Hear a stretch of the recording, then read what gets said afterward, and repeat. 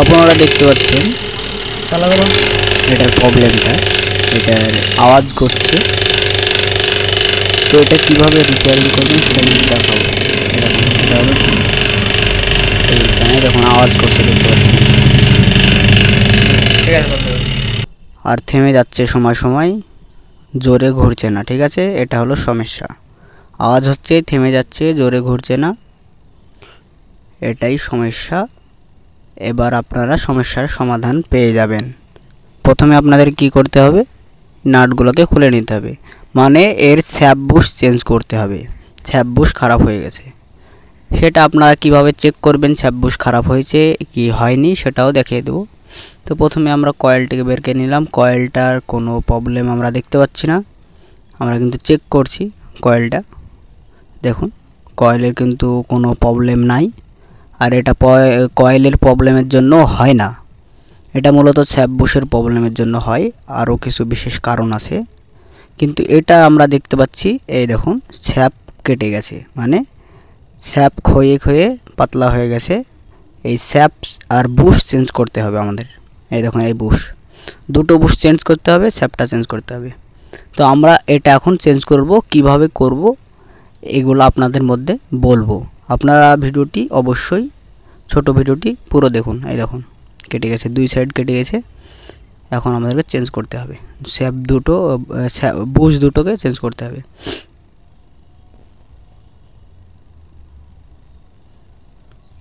বের করে নিলাম, তারপরে আমরা দেখুন নতুন একটা নিয়ে নিলাম, পুরাতনটা ফেলে দিলাম। এবার এটাকে আমরা কাঠে এভাবে বাড়ি মারি ঢুকে নিব। এই দেখুন ঢোকানো হয়ে গেল। ঢোকানো দেখবেন যেভাবে ছিল সেভাবে করবেন কাজটা। এই দেখুন এটা দেখছেন, এটার মিডিলে এই রোটোটা রাখতে হবে, এই রোটোটা ওই জায়গায় রাখতে হবে। তারপরে ওয়াশারগুলা অবশ্যই রোটরের মধ্যে দিয়ে দিবেন, ওটার মধ্যে স্যাপের মধ্যে। তারপরে এটা আমরা এখন বুশ চেঞ্জ করে নেব।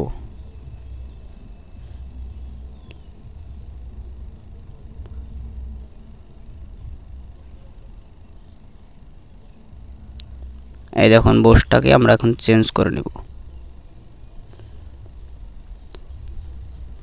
এটাকে আপনারা একটু ভালো করে মুছে নেবেন, আর ওখানে একটু, এই দেখুন এটার নাম্বারটা দেখতে পাচ্ছেন 212, ঠিক আছে, বুশের সাইজ।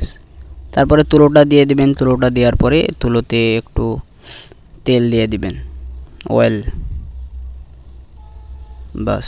এবারে ভালো করে টাইট করবেন, ভালো করে টাইট করবেন যেন ওটা লুজ না থাকে, তাহলে কিন্তু আবার তাড়াতাড়ি খারাপ হয়ে যাবে। ভালো করে টাইট করে সোজা করে বসাবেন, টাইট করবেন।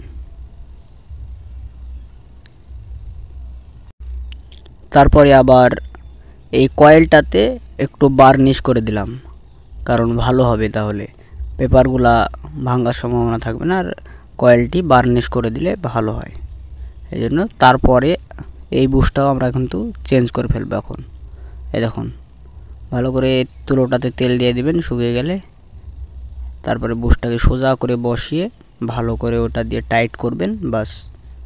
এখন এটাকে ভালো করে টাইট করে নেবেন। এইরকম সব ভিডিও পাওয়ার জন্য অবশ্যই চ্যানেলটিকে সাবস্ক্রাইব করবেন, পাশে থাকা বেল আইকনটিকে অল সিলেক্ট করবেন।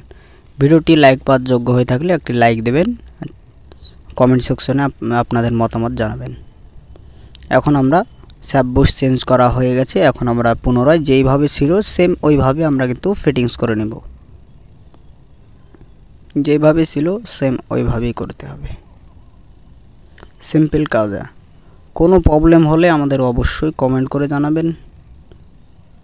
এই দেখুন এটা আমাদের সেটিং হয়ে গেল। এখন নাটগুলোকে টাইট করব, তারপর আপনাদেরকে চালিয়ে দেখাবো। এখন নাটগুলোকে ভালো করে টাইট করে নিলাম। এবারে আপনাদের ক্যাপাসিটার কানেকশন করে আমরা এখন ঘোরাবো, আপনাদের দেখাবো। দেখুন সাউন্ডটি শুনবেন।